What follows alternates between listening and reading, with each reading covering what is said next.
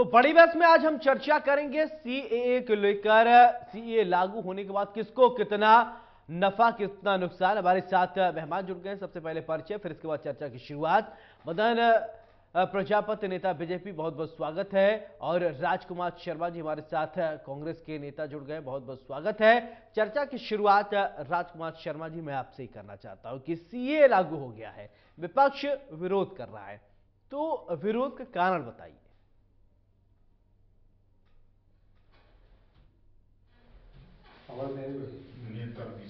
राजकुमार जी,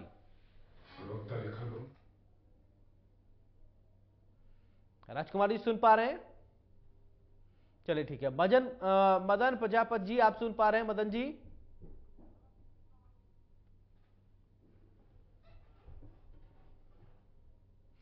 मदन जी आप सुन पा रहे हैं?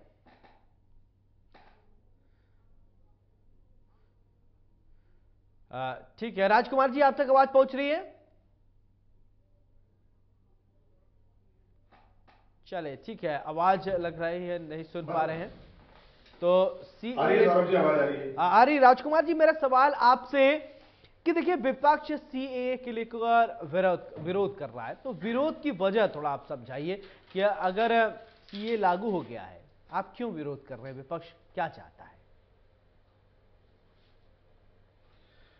सौरभ जी, विरोध शब्द नहीं कहेंगे, इसको कहेंगे प्रश्न पूछ रहा है। विपक्ष प्रश्न पूछ रहा है, खासकर कांग्रेस पार्टी भारतीय जनता पार्टी से प्रश्न पूछ रही है कि सीए जो संशोधन था 2019 में हो गया, 4.25 साल बीत जाने के बाद इसको लागू क्यों किया गया, इसकी अधिसूचना 4.25 साल बाद लागू क्यों की, नंबर 1। नंबर 2, लोकसभा के चुनाव 2-3 दिन बाद इसकी घोषणा होने वाली है, क्या आपने ध्रुवीकरण करने के लिए किया, आसाम में या बंगाल में इसका लाभ लेने के लिए किया? यह कांग्रेस पार्टी प्रश्न पूछ रही है। दूसरा, भारत के प्रधानमंत्री कहते हैं हम प्रोफेशनल ढंग से फैसले लेते हैं, तो क्या इनका प्रोफेशनल ढंग ऐसा है कि 2019 में कोई संशोधन हो जाए और 4.25 साल लग जाए तो भारतीय जनता पार्टी का झूठ, सफेद झूठ सामने आता है? कांग्रेस पार्टी ने भारतीय जनता पार्टी से यह प्रश्न पूछे हैं। बिल्कुल। चलिए मदन जी इसका जवाब देंगे क्या?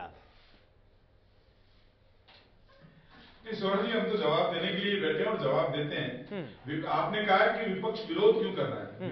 विपक्ष की तो आदत पड़ गई है विरोध करने की। ये अगर नई लोकसभा का उद्घाटन होते हैं तो विरोध में खड़े हो जाते हैं।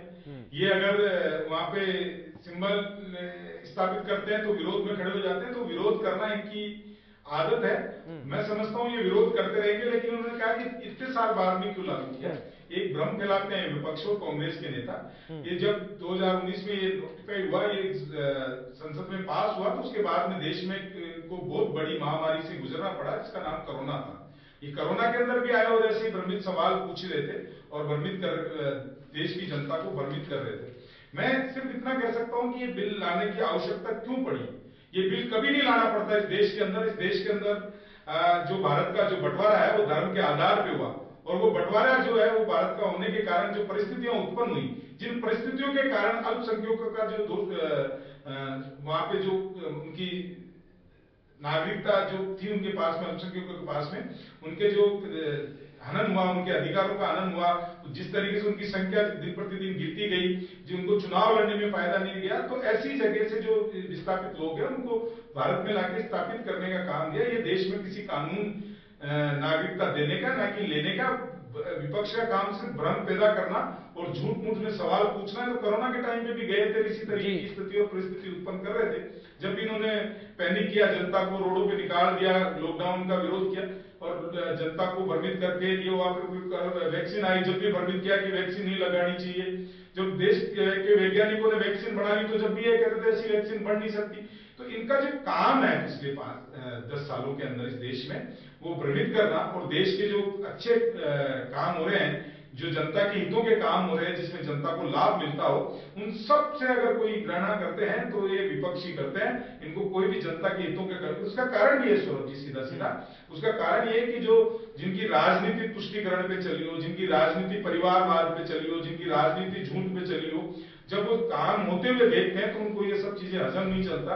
वो भ्रष्टाचार से बाहर निकल के जब देश विकास बिल्कुल। के काम करता डॉक्टर है, हेमंत अंतिम भाई पंक्ति में गोयल बैठे भी हुए व्यक्ति राजनीतिक के कार्य विश्लेषक होने हमारे लगते साथ हैं। जुड़ गए हैं। हेमंत जी, बहुत बहुत स्वागत है आपका India news Uttar Pradesh Uttarakhand, India news Rajasthan पर। जी जी, धन्यवाद। मेरा सवाल आपसे कि देखिए, सीए लागू होने के बाद अगर बात करें तो अब विपक्ष जो है वो सवाल उठा रहा है कि ठीक है, आप 4.5 साल पहले आपने ये पारित किया, अब ला रहे हैं, चुनाव नजदीक आ रहे, राजकुमार जैसा कह रहे हैं कि ध्रुवीकरण करने के लिए ये लेकर आए हैं। तो क्या आप मानते हैं कि वास्तव में इसका जो पॉलिटिकल माइलेज लेने की कोशिश की जा रही है, बीजेपी जो आरोप लगा रहा है विपक्ष, ऐसा है? देखिए सौरभ जी, कांग्रेस के लोग या विपक्ष के लोग इस बिल का समर्थन तो नहीं कर सकते, जाहिर सी बात है, क्योंकि समर्थन करते हैं तो वो फंस जाते हैं। लेकिन उनके पास विरोध के लिए भी कोई बहुत मजबूत आधार नहीं है, वो केवल टाइमिंग को लेकर सवाल पैदा कर रहे हैं। तो भाई देखिए, 5 साल में अगर कोई चीजें, क्योंकि ये 2019 के लोकसभा चुनाव में बीजेपी के घोषणा पत्र में शामिल था, अब 5 साल में अगर कोई चीजें उनको करनी है तो वो एक साथ तो नहीं कर सकती ना, वो चरणबद्ध तरीके से वो लागू की जाती हैं। अब अगर लागू कर दिया तो कांग्रेस के लोगों को दिक्कत ये हो रही है कि इसका 2024 के लोकसभा चुनावों में इसका राजनीतिक लाभ बीजेपी को मिल जाएगा। लेकिन मैं इसको राजनीतिक चश्मे से बिल्कुल नहीं देखता। अरे भाई, जब करोड़ों लोग भारत की नागरिकता प्राप्त करने के लिए परेशान हैं, अरे 2014 से पहले तो कांग्रेस की सरकारें थी ना, उन्होंने क्यों नहीं ध्यान दिया? अरे जो मुस्लिम लोग थे, जो करोड़ों 3-4 करोड़ मुस्लिम लोग जो पाकिस्तान से बांग्लादेश से आए थे, जिन्होंने भारत में घुसपैठ करी थी, वो तो भारत की नागरिकता प्राप्त कर सकते हैं, उनके सभी वैध दस्तावेज बन सकते हैं, सभी सरकारी योजनाओं का लाभ ले सकते हैं। लेकिन जो हिंदू लोग थे, जो ईसाई लोग थे, जो और दूसरे लोग जो गैर मुस्लिम जो लोग थे, वो क्यों नहीं नागरिकता प्राप्त कर पाए? वो तो आज भी घुसपैठिए की तरह, शरणार्थी की तरह देश में रह रहे हैं ना, किसी भी योजना का लाभ उनको नहीं मिल पा रहा है ना। उसके लिए कांग्रेस ने क्यों नहीं कोई कुछ किया? तो स्पष्ट तौर पर कांग्रेस के ऊपर तो मुस्लिम तुष्टीकरण का पेटेंट है आजादी के बाद से लेकर आज तक, और कांग्रेस उस नीति को बदलना भी नहीं चाहती। चाहे ये कांग्रेस खत्म हो जाए, चाहे कांग्रेस का बीजेपी में विलय हो जाए, तमाम लोग, अरे इनकी प्रमोद कृष्णम क्यों गए? वो इसलिए तो गए ना, कांग्रेस की तुष्टीकरण की नीति से परेशान होकर प्रमोद कृष्णम बीजेपी में शामिल हो जाते हैं। फिर भी इनको बात समझ में नहीं आती। इनके बड़े नेता ये कहते हैं कि साहब हमको राम मंदिर का दर्शन करने से रोका जाता है, इसलिए वो बीजेपी में जा रहे हैं। फिर भी कांग्रेस को समझ में नहीं आती। तो ये कांग्रेस की दिक्कत है, ये बीजेपी की दिक्कत नहीं है।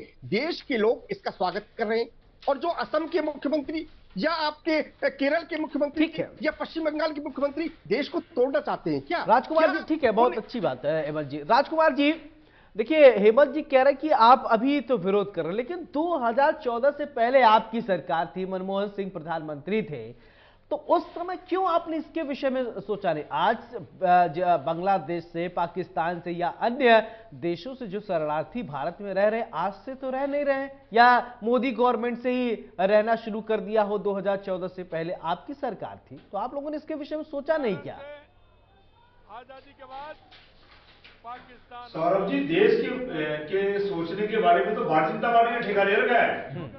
भारतीय जनता पार्टी ने ठेका उठा रखा है कि देश के बारे में केवल हम सोचेंगे, विपक्ष को खत्म करेंगे, कांग्रेस को खत्म करेंगे, कांग्रेस को बूथ लेवल तक जोड़ेंगे, कांग्रेस के बैंकों पे अटैक करेंगे। और भारतीय जनता पार्टी पानी पी पीकर कांग्रेस पार्टी को लगातार कोसने का काम कर रही है। जो बिल 2019 में पास हो गया, संशोधन बिल, उसको अब 4.25 साल बाद क्यों लागू कर रहे कांग्रेस पार्टी पूछ रही है। और कांग्रेस पार्टी ये भी पूछ रही है कि इस बिल में संशोधन लागू होने से 140 करोड़ देशवासियों का क्या भला होगा, लेकिन कोई जवाब भारतीय जनता पार्टी के पास नहीं है। भारतीय जनता पार्टी सिर्फ ये कह रही है कि हमको तो चुनाव में लाभ लेना है। लोकसभा का चुनाव आने वाला है, 48 घंटे बाद, 24 घंटे बाद आचार संहिता लगने वाली है, और ये चाहते हैं खासकर आसाम में और बंगाल में ध्रुवीकरण करके ये उसका लाभ ले ले। तो भारतीय जनता पार्टी किसी भी बिल को पास करती है, राजनीतिक चश्मे से पास करती है, राजनीतिक लाभ लेने के लिए पास विश्वास करती है। भारतीय जनता पार्टी इस देश का पता नहीं भला चाहती है नहीं चाहती है तो हमको पता नहीं है, लेकिन ये जरूर तय है, ये जरूर हमको पता है कि भारतीय जनता पार्टी अपना फायदा हमेशा देखती है, हर चीज में अपना फायदा देखती है। ठीक है मदन जी, भारतीय जनता पार्टी हर चीज का लाभ लेना चाह रही है, राजकुमार जी कह रहे हैं। वो कह रहे हैं चुनाव अब एकदम करीब है, कभी भी चुनाव आयोग जो है वो घोषणा कर देगा कि कब कब चुनाव होना है, इसके बाद आचार संहिता लग जाएगा, लेकिन उससे पहले अभी 4.5 साल तक अभी आपने कुछ किया नहीं। जब चुनाव एकदम नजदीक है, लोकसभा चुनाव, तो आप लेकर आ रहे हैं, सीए लागू कर रहे हैं, ध्रुवीकरण करा रहे हैं, इसका आप जवाब दीजिए। जो हमारे परिवार के लोग हैं। देखिए सौरभ जी, राजकुमार जी ने बिल्कुल सही बात कहा। उन्होंने कहा कि भारतीय जनता पार्टी ने ठेका ले रखा है। बिल्कुल, पिछले 10 साल में जो जनहित के कार्य थे उसका ठेका भारतीय जनता पार्टी ने ले रखा था। जो पिछले 50 साल की आपकी राजनीति, 75 साल में से 50 साल से ज्यादा अधिक समय तक आपने राज किया, उस राज के अंदर आपने भ्रष्टाचार, तुष्टीकरण और परिवारवाद को बढ़ावा दिया, देश की जनता के हितों के लिए कार्य नहीं किए। लेकिन ये जब करें जब ठीक है। 1971 में इंदिरा गांधी ने जब घुसपैठियों को यहाँ पे नागरिकता दी थी, उस दिन सब कुछ बढ़िया था, क्योंकि उनका एक, इनकी जो पार्टी में जिनको विशेष धर्म से प्रेम इनका है, उनको जब नागरिकता दे दी जाती है तो जब कोई सवाल नहीं होता। श्रीलंका से जो थे उनको नागरिकता नहीं दे, इनके प्रश्न चिन्ह खड़े नहीं होते। मैं ये कह रहा हूं कि ये जो नागरिकता जो दी गई है वो किसी धर्म के आधार पर नहीं दी गई है। ये जो हमारे पड़ोस में जो 3 मुल्क है, जिनकी बांग्लादेश, पाकिस्तान, अफगानिस्तान, जिनके अंदर जो अल्पसंख्यक है, उनकी स्थिति दिन प्रतिदिन गिरती जा रही है। और मैं फिर कहता हूं, ये स्थिति उत्पन्न किसने की? ये स्थिति उन अल्पसंख्यकों के लिए उत्पन्न जो है वो कांग्रेस ने की। और कांग्रेस ने जो पड़ोसी देश थे उनमें जो हिंदू रहते थे, सिख रहते थे, ईसाई रहते थे, पारसी रहते थे, इनका कभी ध्यान नहीं दिया। इन्होंने सिर्फ एक ही धर्म का ठेका ले रखा है और एक ही धर्म के बारे में बात करते हैं। हम तो सर्वधर्म में विश्वास रखने वाले हैं। जो वहां पे प्रताड़ित थे धार्मिक आधार पे, 3 देशों में जो प्रताड़ित थे धार्मिक आधार पे, उनको नागरिकता देके उनका जीवन सुगम किया गया है। और उस सुगम जीवन करने के लिए जो मानवता के आधार पे भी अगर हम देखेंगे तो उसके आधार पे भी ये होना बहुत जरूरी था। आपको राजकुमार जी, मेरे ख्याल से आपका हृदय प्रशिष्ट था, एक नहीं प्रशिष्ट था, जब हमारे पड़ोसी देश पाकिस्तान से किस तरीके से हिंदुओं के मंदिरों को तोड़ा जाता है, किस तरीके से उनका धर्म परिवर्तन किया जाता है, उनकी बहन बेटियों को कभी भी उठा लिया जाता है, ये सब चीजें आपको नहीं देखती। किसानों पर लड़ चलाते हो आप, जब आपका धर्म विशेष किसानों पर लड़ चलते हैं, गोलियां चलती है, आंसू गैस की गोले चलते हैं, और ये तब आपका नहीं होता। अन्य नेताओं में आप गोली चलाते हैं, आंसू गैस की गोले छोड़ते हैं, इतने बड़े किले गाड़ देते हैं। मैं जवाब दे दूंगा किसान के नौजवानों के बारे में आपको चिंता नहीं है। 15 लाख आएंगे, ठीक है, 6 दिन आएंगे। ठीक। अब अगर राजकुमार जी बोल रही है तो मैं समझता हूँ ये स्तर नहीं होता डिबेट का। और राजकुमार जी, मेरे को मालूम है आपकी दुखती रह है। आप धर्मनिरपेक्षता की आड़ के अंदर जो तुष्टीकरण करते थे ना, उसका पर्दाफाश जब होता है, जब आपकी स्थितियां परिस्थितियां ऐसी उत्पन्न हो जाती है। और सुनो, मैं ये बताता हूँ, ये पहली बार नहीं हुआ है। इस देश में पहले भी भारतीय नागरिकता कानून के अंदर 1955 अधिनियम के अंदर संशोधन किया गया है। 1986, 1992, 2003, 2005, 2015 और 2019 हमने किया। इससे पहले भी 6 बार संशोधन हुआ, जब कांग्रेस की नहीं होती ना। 1971 के अंदर तो बाकायदा घुसपैठियों को नागरिकता दी गई। जब तो कांग्रेस का नहीं हुआ, जब वो करे जब ठीक है, हम करें, हम मानवता के आधार पर दें, हम मानवता के आधार पर दें। हम अगर वहां पे जो प्रताड़ित, जो एक धर्म के लोगों को प्रताड़ित किया जाए और उनके जीवन को सुखमय बनाने का चले ठीक है, हेमंत जी ठीक है, हेमंत जी एक सवाल इसलिए होता है। चलिए एक विश्लेषण मैं आप हेमंत जी मैं आपसे चाहता हूं। देखिए, भारत की जनसंख्या ऑलरेडी बहुत ज्यादा हो गई है। अन्य देशों से बांग्लादेश, पाकिस्तानी, ये लोगों को ठीक है नागरिकता अगर दी जाएगी तो इससे क्या फायदा क्या नुकसान होगा, थोड़ा इसको समझाएं। ठीक है, हम भारत की जो बेतहाशा जनसंख्या वो बढ़ी रही है, तो क्या इससे फायदा होगा या नुकसान होगा? ये देखिए सौरभ जी, बात फायदे और नुकसान की बिल्कुल भी नहीं है। जो लोग जो गैर मुस्लिम शरणार्थी इन तीनों मुस्लिम कंट्रीज से भारत में आ चुके, अब वो जो जब आ चुके हैं उनको कोई सुविधाओं का लाभ नहीं मिल पा रहा है, वो 2म दर्जे का कष्ट भोग रहे हैं, तमाम तरह के उनको जो जितनी भी सरकारी योजनाओं का लाभ नहीं मिल पा रहा है, तो अब उनको तो नागरिकता देना जरूरी हो गया ना। अगर कांग्रेस ने इस दर्द को नहीं समझा, 140 करोड़ लोगों को तो सुविधाओं का लाभ दे दीजिए, जो देशवासी है उनको तो लाभ दे दीजिए। पहले पड़ोसी राज्यों से जो आ रहे हैं लाभ नहीं मिल रहा है क्या? लाभ जो वाली बात है, लेकिन जो लोग रह रहे हैं उनकी तो सोचो।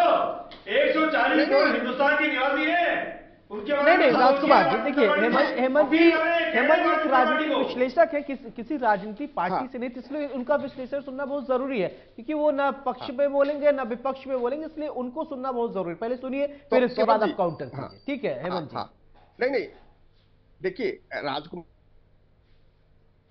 वो यहाँ पर बैठे उनका पक्ष रख रहे हैं कांग्रेस का, वो ठीक है, लेकिन प्रश्न ये पैदा होता है सौरभ जी कि जब करोड़ों घुसपैठिए जो पाकिस्तान से बांग्लादेश से आए देश में, वो तो नागरिकता प्राप्त कर लेते हैं। देखिए आप कितना बड़ा, बहुत बड़ा प्रश्न है ये, और बहुत बड़ी समस्या है, और इसको आप संवेदनशील और आप इसको इंसानियत के तरीके से देखिए, आप इसको राजनीतिक चश्मे से मत देखिए। लेकिन जो गैर मुस्लिम हिंदू लोग हैं जो सालों से देश में रह रहे हैं और उनको सुविधाओं का लाभ नहीं मिल पा रहा, तो ये तो भाई कोई बात नहीं हुई ना।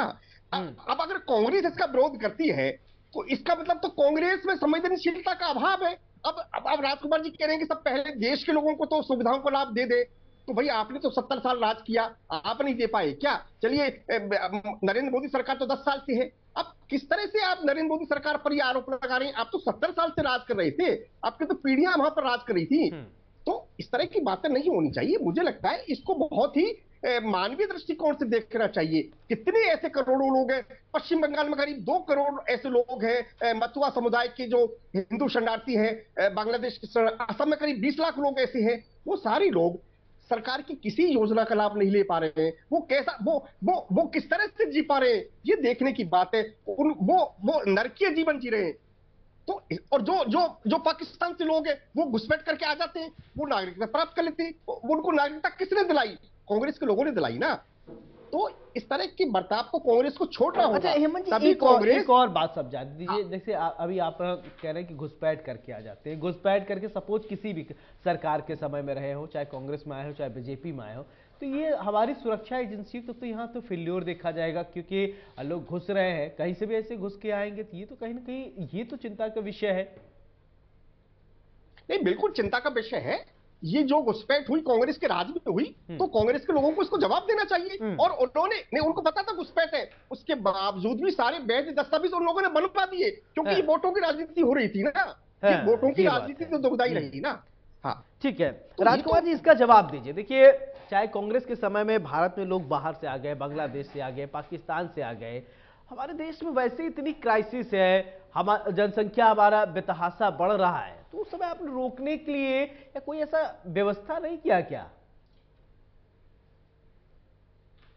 सौरभ जी, मानवीयता का पाठ पढ़ाने वाली भारतीय जनता पार्टी अपने गिरिबान में झांके बात करे जवान पे, किसान पे, नौजवान पे, हरियाणा के पहलवान पे, उसपे तो बात करते नहीं है।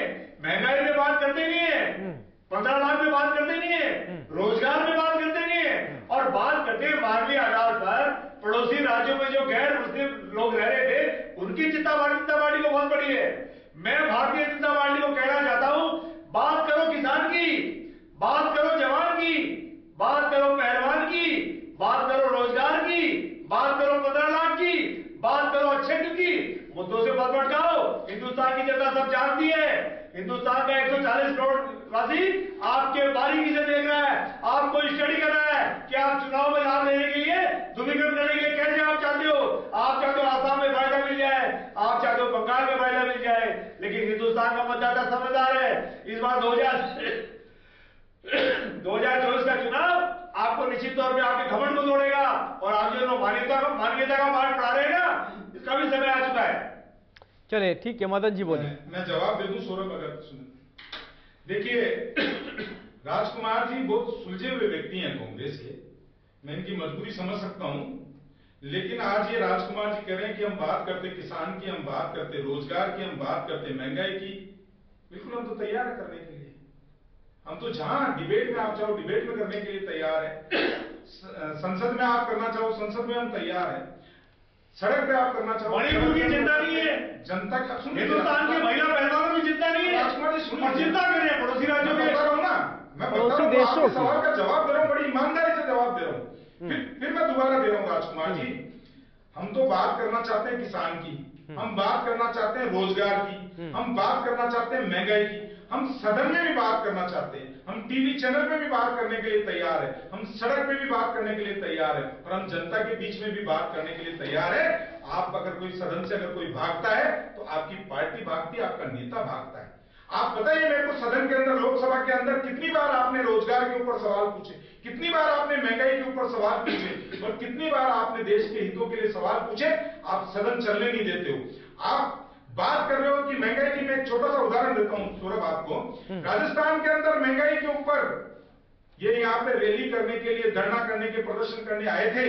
राहुल गांधी जी भाषण दे रहे थे मंच पे, प्रदर्शन था महंगाई के ऊपर, और भाषण क्या दिया, सिखाया क्या, हिंदू और हिंदुत्व में फर्क सिखाया, जय सिया राम और सिया राम में फर्क सिखाया। ये तो आपकी इन बातों का हो गया, आप बात पर जाओगे नहीं। दूसरा, ये विरोध करना इनकी गति बन गई है, विरोध करना इनका फैशन बन गया है। ये संसद का, नए भवन का निर्माण होकर जनता को समर्पित किया जाता है तो उसका विरोध करते हैं, ये राम मंदिर का विरोध करते हैं, ये 370 का विरोध करते हैं, ये सिंगोल का विरोध करते हैं। इनका विरोध करने की आदत हो गई और जनता भी समझने लग गई है।